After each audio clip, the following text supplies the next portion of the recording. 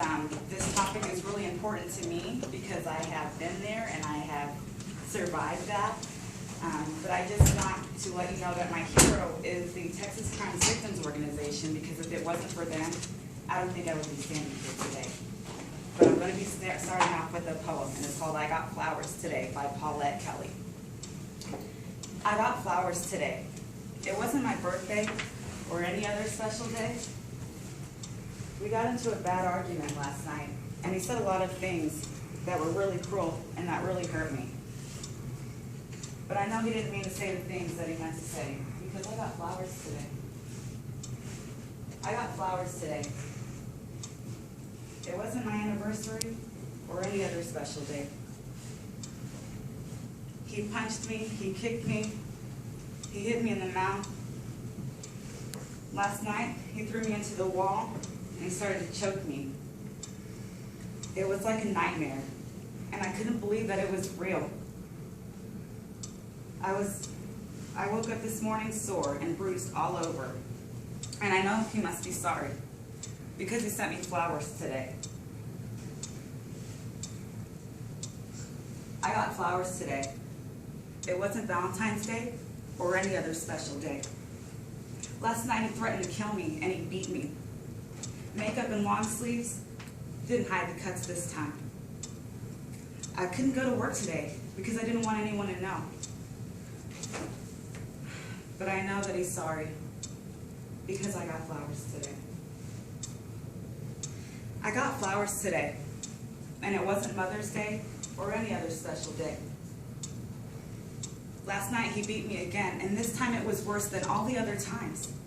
If I leave him, what will I do? How will I take care of my kid? What about money? I'm afraid of him, and I'm so scared, and I'm so dependent on him. But I know he must be sorry, because he gave me flowers today. I got flowers today. Today was a special day. It was the day of my funeral. I should have gotten help from the Crime Victims Organization, but I didn't. But I know that he must be sorry, because I got flowers today for the last time. Thank you for listening to my poem. How this relates to me is I was in a very abusive marriage for 10 years. I did my final exam, I think in 2010, with a broken cheekbone and bruised eye. And my teacher sent me home because I was a distraction to the class, and they gave me a month to heal so I can take my finals. But I didn't let that stop me because my abuser didn't want me to succeed. And the Texas Crime Victims Organization gave me a voice. I was tired of being told you're worthless, you're ugly, you're fat, no one's gonna want you, you're used up. And I got a voice from the Texas Crime Victims Organization. They showed me that I do have a voice, that I can stand up for myself, and I don't deserve that, because I can do better than that. And I don't want to raise my son to think that that's okay, so I got out of the relationship. And to me, marriage was forever. Marriage means you stay there no matter what, so that's what kept me in there so long, because I thought that's what it was supposed to be like, but that wasn't love. That wasn't love at all. And when I was getting an empty pillowcase shoved down my throat, and I couldn't breathe, and I was looking at him, I thought it was going to be the last moment. And that's what made me say, you know what, I'm done, this is over, this is not love, this is not what I deserve better than that. And I'm going to leave. I waited till they went to work to call the cops, and I got help. And they got me in a safe place, and I did conquer that and get over that, and he was in jail for a couple of years.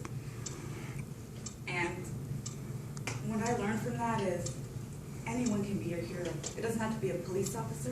It doesn't have to be the military. It doesn't have to be Superman. It can be a crime victims lawyer. It can be a domestic violence advocate. It can be anybody that has to do with the criminal justice system, because they will be your voice if you're in trouble. They will be your voice. There's so many women and men that get hit. I'm not talking about just women. Every day. And they don't say anything because they love their significant other.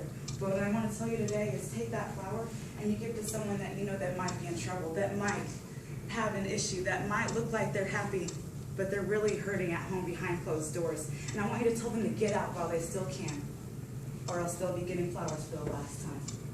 And I want to thank you so much for listening to me. and I hope you guys have a great day. Thank you.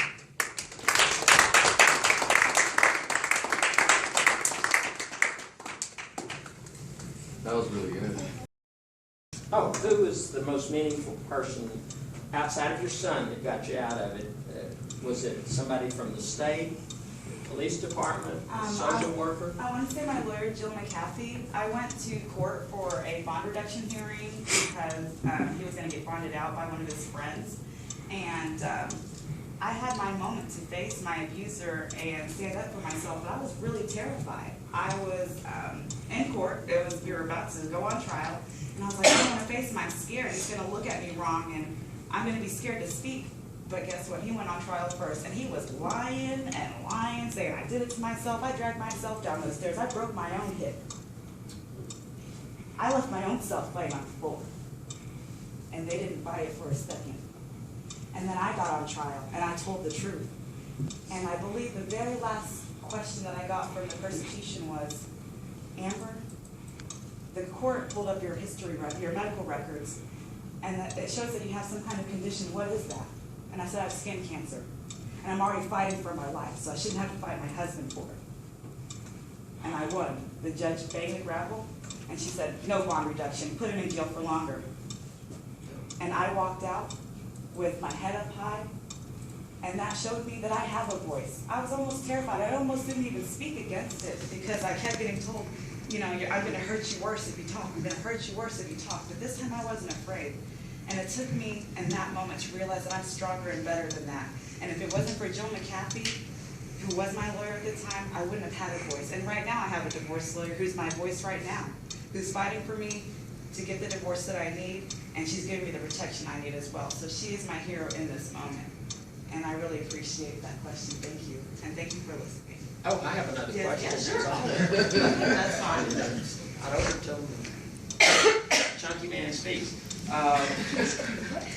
What guidelines would you give young ladies and young men? There are men. Right, there are men that get abused. In picking mates. If they start showing signs of possession or possessiveness, like having to call you, seeing where you are, you know, every hour of the day, because it doesn't start like that. It's like perfect at first, right? Everyone wants to show you their best side, and they don't start showing their true side until maybe you're married 2 years or 4 years on one, or maybe 2 years into the relationship, but you're already invested so much, it's hard to leave. And you hear those the outsiders saying, well, why can't you just leave? You're stupid for staying. When you're in love and you're invested, and then you have a kid and you're married, it's hard to just leave and get out. Even just in a relationship, it's hard to leave and get out. And when your abuser, they start by grooming you. At first you're just ugly, then you're worthless, then you're stupid, then no one wants you, then no one else will take care of you like they can, then no one cares about you. They keep you from your friends. I lost all of my friends. I hardly spoke to my family. I became isolated and groomed to, he was all I had. That was it. And when they start grooming you and telling you, you can't hang out with her, she's a whore, or you can't hang out with him, he's a pedophile, just whatever. Just lies. Those are red flags. And I didn't see those red flags because I was 16 and so young, because I'm 26 now. I'm just like crazy to believe I've been married that long. But yes, when I started young, so I didn't get to see that, and I didn't know what love was, and that's what I learned throughout my journey. But when I turned 24 and I got that last beating, I started becoming an adult. Like my mind started developing, and I was like, this isn't right. This isn't for me. I don't want this for myself. I should have left a long time ago. Why didn't I do that when I saw the signs? Because I was already in love. And love will make you do crazy things. But if your partner is possessive, starting to keep you from your friends and family members, that's the first sign of abuse, because isolation is the first sign of abuse.